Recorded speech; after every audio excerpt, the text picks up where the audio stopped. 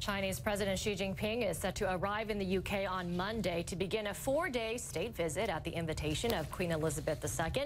Now, Mr. Xi has been praising Britain for strengthening commercial ties with China.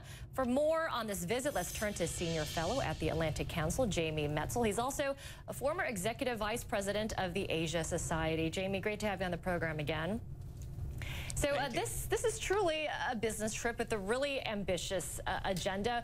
What's the expectation here in terms of the kind of deals that are going to come out of this trip? Because there's been a lot of buildup on both sides. You've heard from Chinese officials saying that they expect that an enormous, quote-unquote, enormous deal is going to be signed. And, of course, George Osborne saying that he wants to make China Britain's second biggest trade partner by 2025. Yeah, that's exactly right.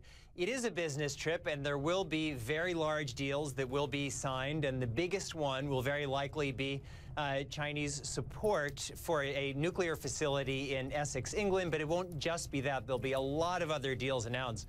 But the big issue is can it just be a business trip when there are so many strategic issues which China touches? And that, I think, is the crux of what is making a lot of people just a little bit nervous about this trip. Britain is doing a very good job of positioning itself as China's perhaps leading or second partner after Germany partner in Europe. But there are big issues with China around the world, in the South China Sea, and cyber issues, and a real question that many people are asking, particularly here in the United States, is with Britain moving ever closer towards China, can Britain be counted upon as an ally and partner in addressing these bigger global strategic issues? Yeah, let's talk a little bit more about that, because there has been criticism, as you say, with the British government being criticized for putting commercial interests ahead of others and essentially staying silent on other issues that the world sees as problems, especially when it comes to human rights in China and also its aggression that we've been seeing recently in the South China Sea. So how is the U.S.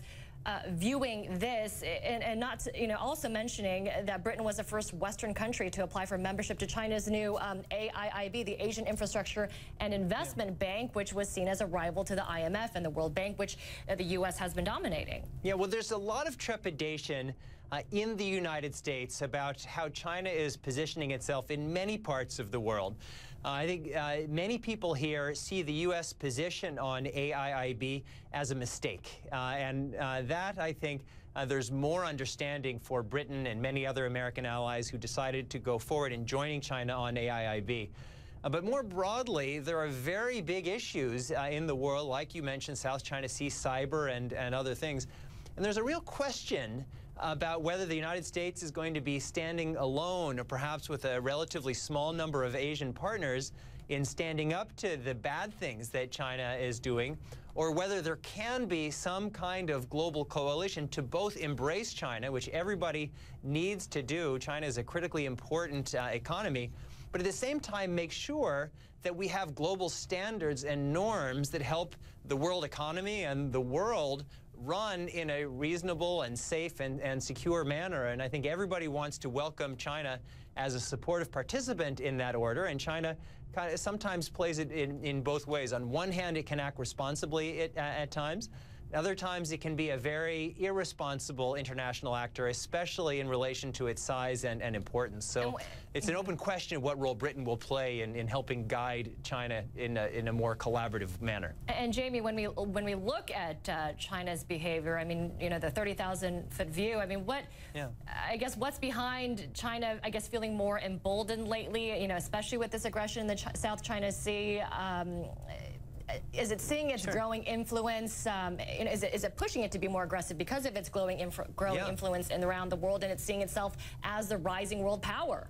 Well, it definitely sees itself as a rising world power, and its economy has been growing. But now we're seeing something very curious in many ways. On one hand, China's economy is slowing, and people in China, people around the world are feeling that. And so there are two things that China is doing. On one hand, they recognize that they need to move from being a relatively low-end manufacturer and exporter to having a greater consumption economy and doing more global investment. And England And the UK, they think, can help them in that process. At the same time, because the legitimacy of China's government inside of China is based in many ways on their delivering economic growth, as the economic model begins to falter, China has become much more nationalistic, in part as a way of garnering domestic support.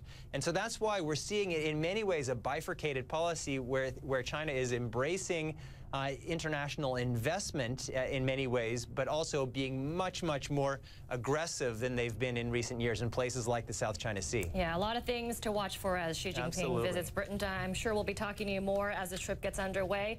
Jamie Metzl, fellow at the Atlantic Council, appreciate your time. Thanks so much. My pleasure.